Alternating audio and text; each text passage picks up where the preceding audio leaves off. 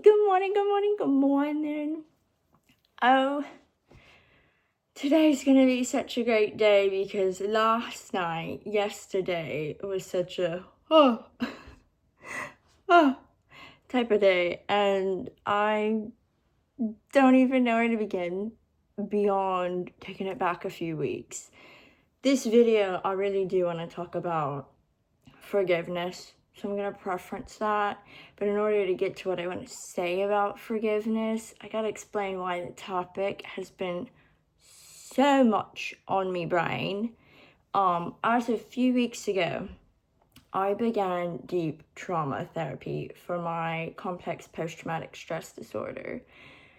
And I now can so easily understand why when I first began this type of therapy at age 20, it was too much, because you truly can't do this amount of intensive trauma work unless you, one, feel safe, and two, have a trusted therapist with whom you are doing it with. Like, I'm not doing it all on my own. I have my therapist, my Reiki healer, and my psychiatrist. All eyes on me, all hands on deck.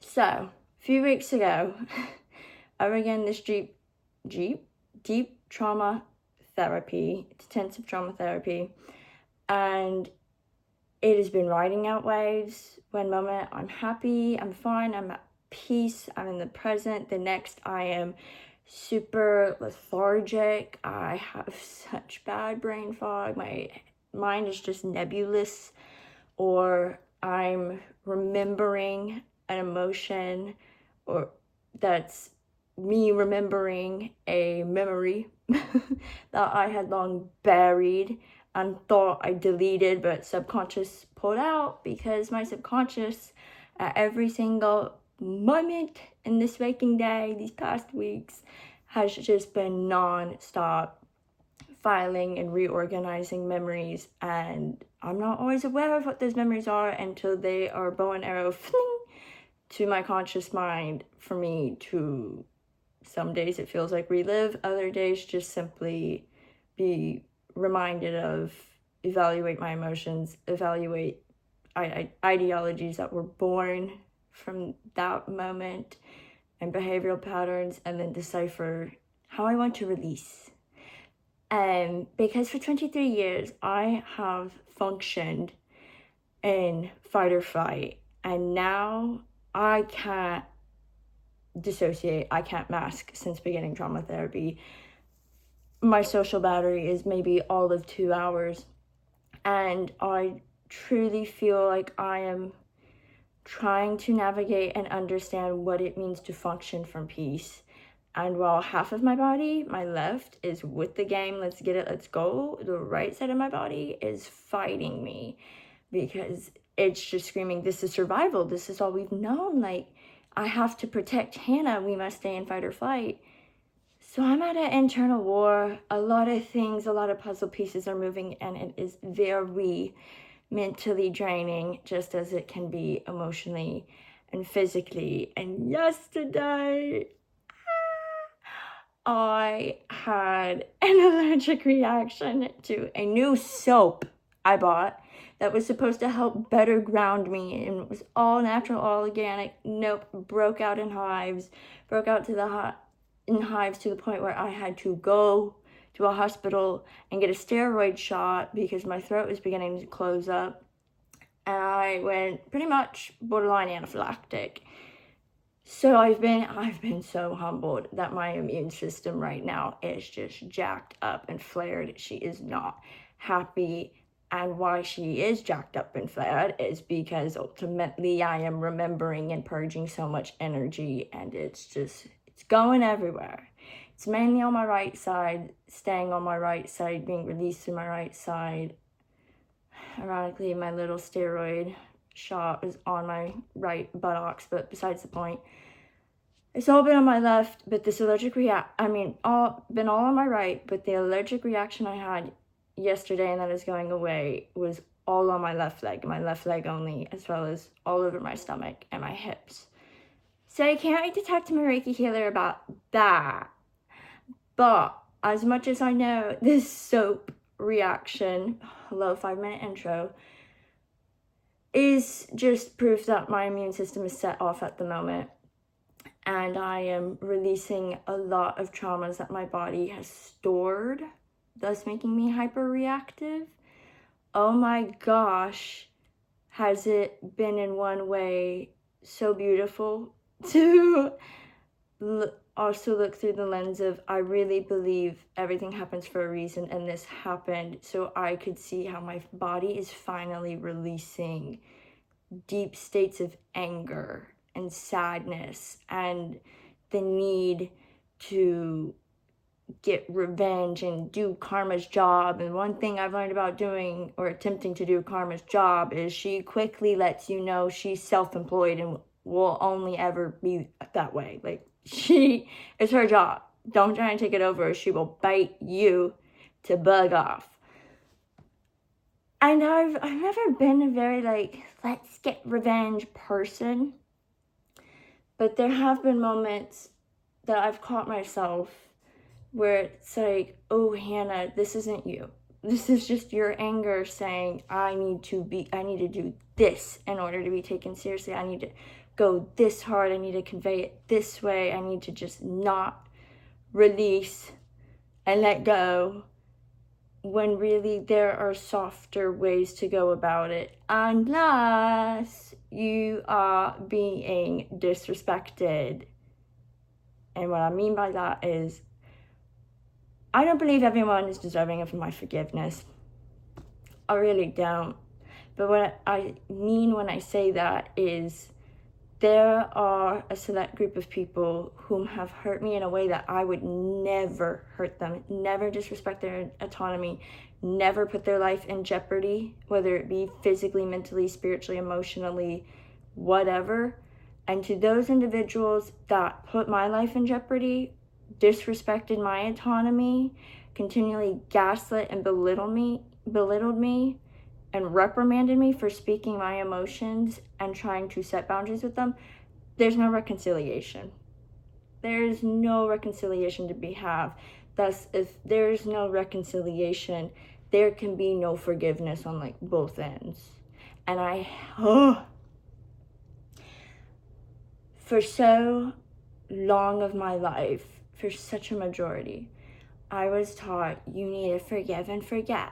That's the right thing to do. Take the high road, take the high path, be the bigger person. And all those three phrases taught me was submissiveness. And now I was not Ella Enchanted, and where you could just tell me to do whatever or say whatever just to be accepted. I've always been honest. I'm getting diagnosed with autism at the moment at age 23 going on 24. That's besides the point. I've always, when I've reached a breaking point, conveyed my emotions, conveyed my boundaries, and sought to have a confrontation, which just means a conversation where two individuals are open to change, open to forgiving and reconciling. But I was never met with true confrontation, true reconciliation, true forgiveness. Because every time I did try to confront individuals whom were hurting me, it just got bit back in my face. Well, this is why you're the problem. You're too much. No, you misunderstood my intention. My intention was this. You're just hypersensitive. You're too empathetic. You're too emotional. You're making that up. That never happened. Why would you ever say I would do that to you? I would never do that to you. Hannah, you're just all in your, like, oh. By the time I was a sophomore in high school, I went mute. I quit stating what I saw a spade to be a spade. I quit trying to share my emotions and set boundaries, because every time I did, I was met with absolute reprimanding, belittling, and disrespect. And that made my brain shift into believe I'm the problem. There's something I'm doing that's just clearly letting this happen to me.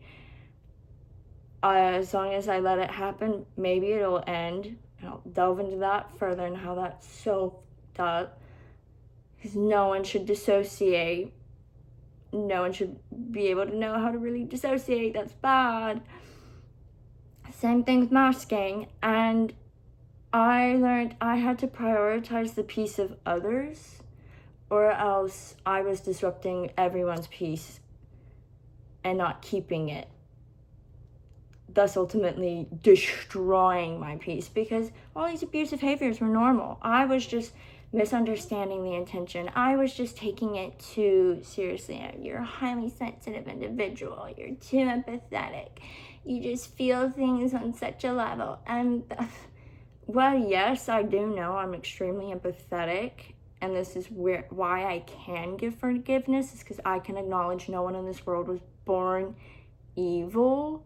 Yes, people are born with certain mental disabilities that may set them up to act more nefariously, if not nurtured properly, but that's a conversation of nature versus nurture. No one's born evil. Abusers were once abused. That's how they got the playbook, and that's how the victim ideologies were born in them of, well, I was a victim of this, so you're going to be a victim of this. You're going to feel my pain. Pain's my purpose. I'm the martyr. I believe this is the only way you will understand my point and agree with me. Even if I have to beat it into you agreeing with me, I will. Or the saboteur of, I just feel like pain is what gives me purpose, so I'm going to dwell on my suffering, and I'm going to make sure you feel my suffering and you feel my pain. And if you don't, and you don't join my miserable loop, I'm just going to create more hell. And those types of people I want nothing to do with, because they are the types of people that will disrespect your autonomy and put your well-being in jeopardy. And I don't see much change for individuals who want to die on the sword. I don't see much rehabilitation possibilities for narcissists or sociopaths who have gone out, and psychopaths that have gone out and killed so many women, just with so many men and women, children, no disregard, no emotion of like, well, I'm sorry, like nothing. Those individuals don't deserve my forgiveness. Individuals that have serially women, sexually abused children, don't deserve my forgiveness. And as someone that has undergone sexual abuse in its lightest form and its most extreme form, as a child, I will never forgive the individual whom was supposed to be protecting me and keeping me safe, making me feel safe,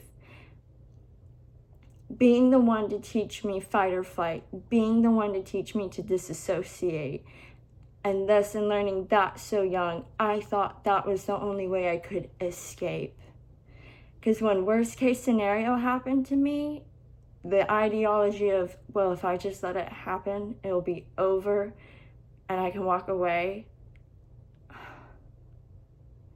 left 15-year-old me more broken than ever before.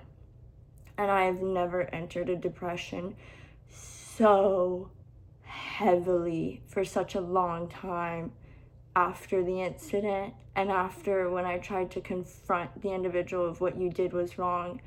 Oh, I was verbally assaulted. I was beaten to a fucking pulp. So, to those whom really didn't give a frick, frack, or care whether or not I lived or died, because they got off on seeing me struggle, they got off on me believing that their behaviors were normalized and just continuing to stay being a subject to their abuse, I will never forgive them. There is no reconciliation. Does that mean in not forgiving them, I'm not releasing anger and sadness I feel? No. I'm releasing that anger and sadness. I'm not going to dwell on it. I don't want to dwell on it, because that's creating pain, and dwelling on pain creates suffering. I don't want to get even. I think the best thing I have learned is to wish people peace. Wish people deep peace and deep healing, because healing is the most painful thing to do. And in a world where majority hates truth, change, wisdom, and healing, that's how you're being the bigger person. The more you change and better yourself, the more you can be that voice to the world, that you can get out of abusive situations, you can get away from nefarious people. And just because they may have not physically beat you, but they verbally have, step the frick away. No one is deserving of abuse. No one asks to be abused. No one asks to be sexually assaulted. No one asks to have hands put on them unconsensually just by existing. There is nothing you are doing that's attracting nefarious people. People are responsible for their own behaviors. You're responsible for how you react. And you don't have to forgive those whom hurt you and say, in forgiving you, I could see reconciliation. No, because they both go hand in hand, but you can forgive and not reconcile. And that's just keeping firm boundaries. That's saying, I won't forget. And I do have a right to feel anger or sadness when I think about this, because you shouldn't have done what you did.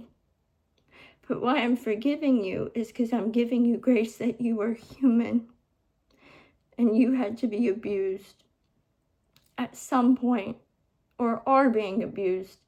So you have learned a playbook from another that this is normal, but it's not normal. No one's immune to a narcissist. No one's immune to a sociopath. No one's immune to a psychopath. You truly are just in control of you.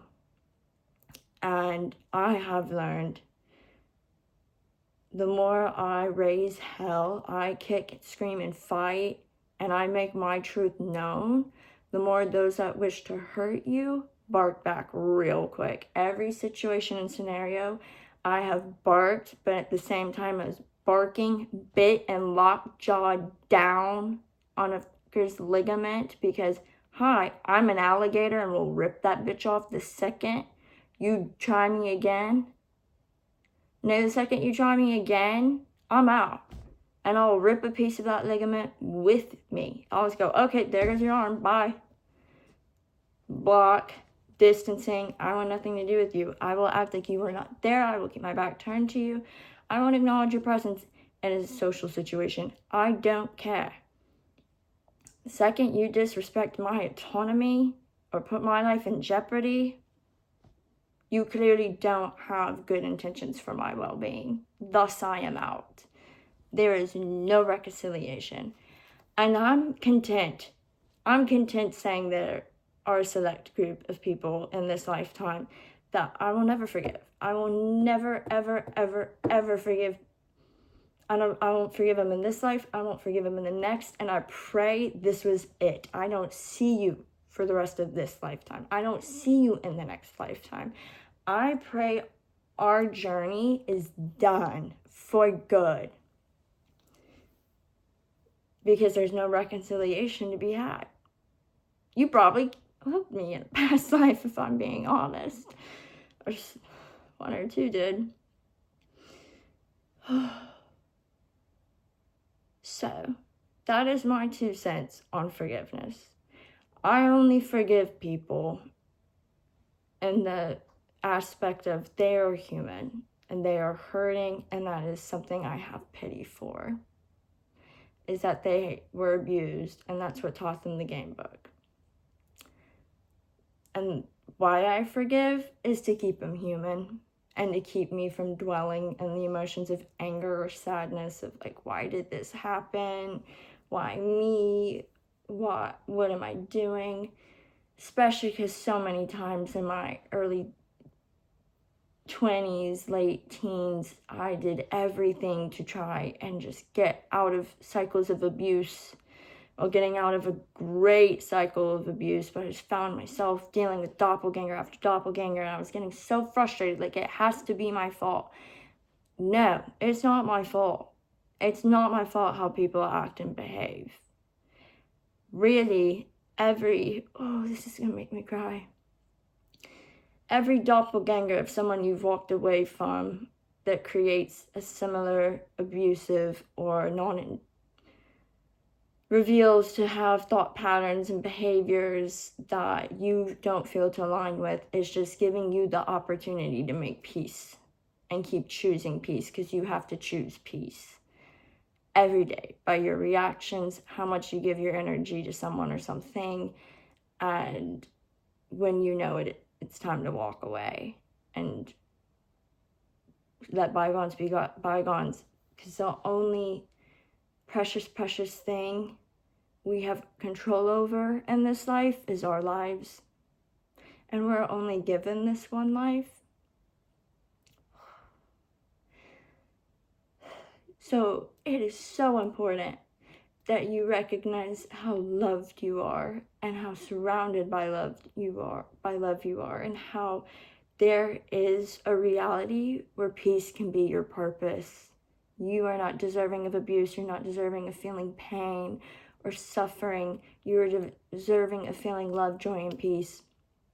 And I pray everyone hears me so loud and clear when I say that, and starts raising hell. Keep speaking your truth, and know one day someone will hear it and want to help you out. And be the shoulder you lean on. And yeah, you might feel indebted to them. You might feel like, oh my gosh, I now owe these people my life, but you don't. Because as humans, it should just be in our nature that we want to help other humans.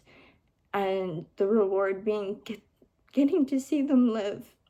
Because I've had so many situations that nearly killed me. And I turned 24 this year, and that's something I could not conceptualize. As a teen, as a 21-year-old, I've just always felt in this limbo of like, well, my time is near.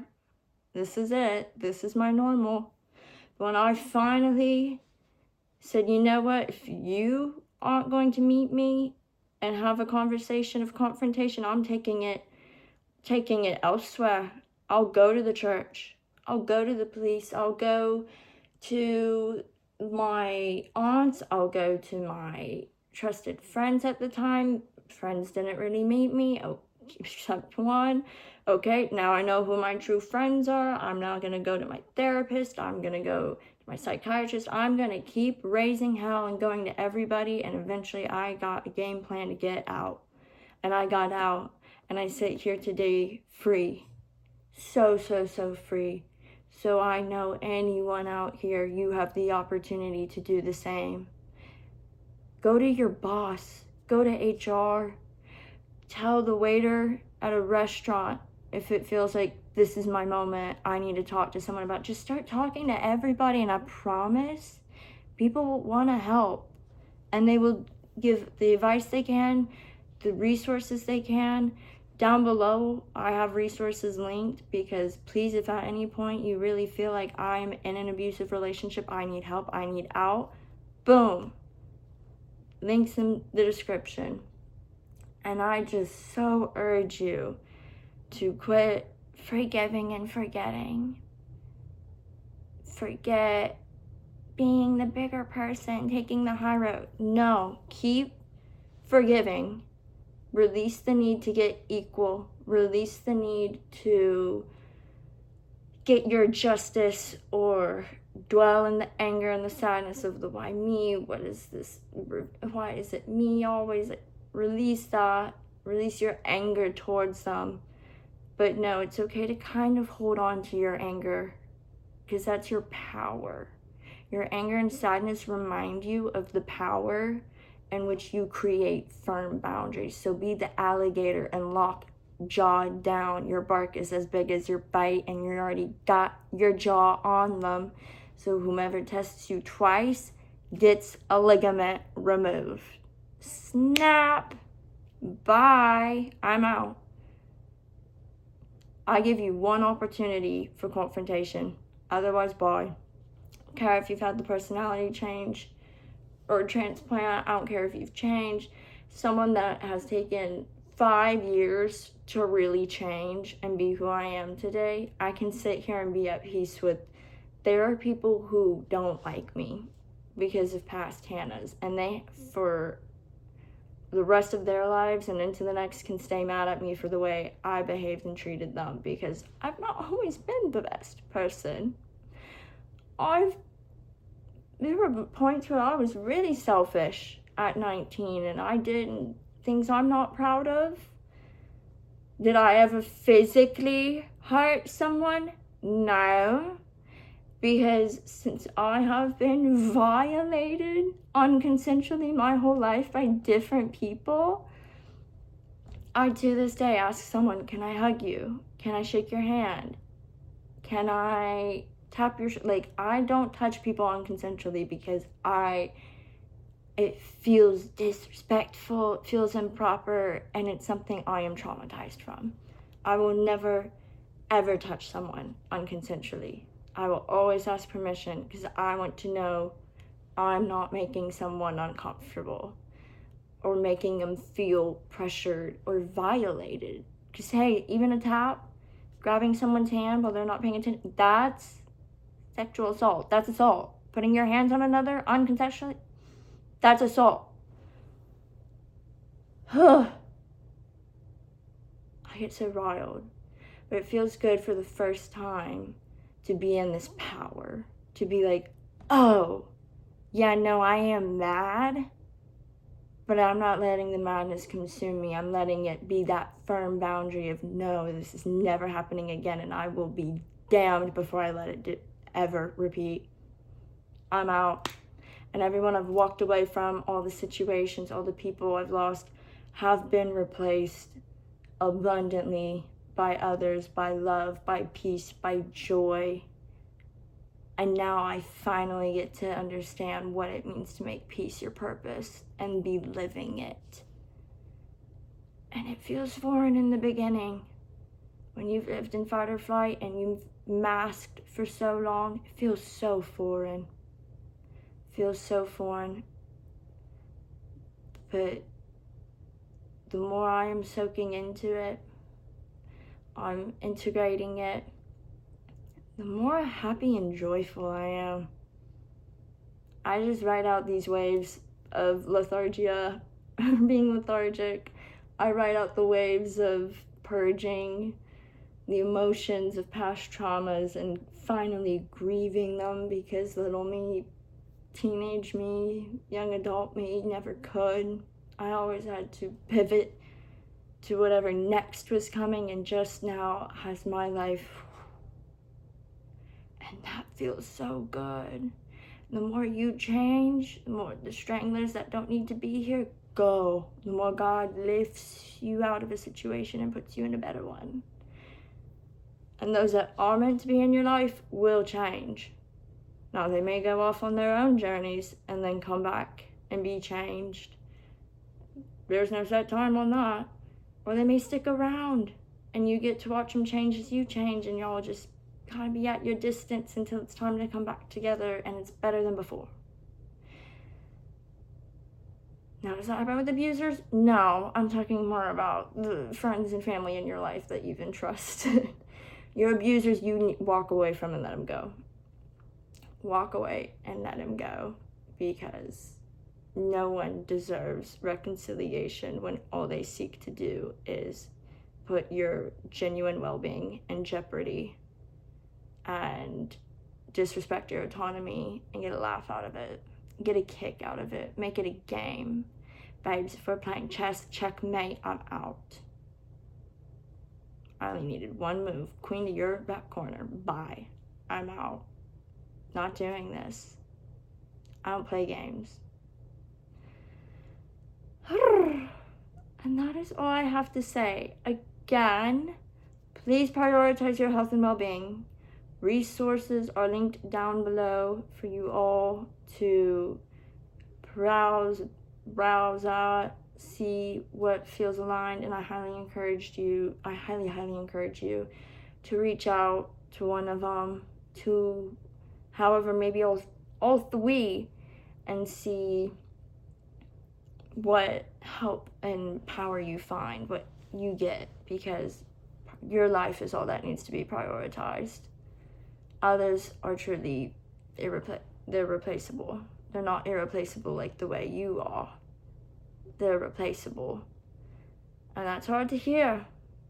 It's really hard to hear, but everyone is replaceable but yourself, since you are the only one living your world day to day. And everything you walk away from and you leave will be repaid to you times 10. Always. Let your hope be your humanity. Continue to have a great faith in yourself. And choose peace, because what you're not changing, you're choosing, and you can always choose something better and end the cycle. I love you guys so much. I will see you in my next video, and I hope you all have a wonderful day. You are very loved. Very loved. Bye.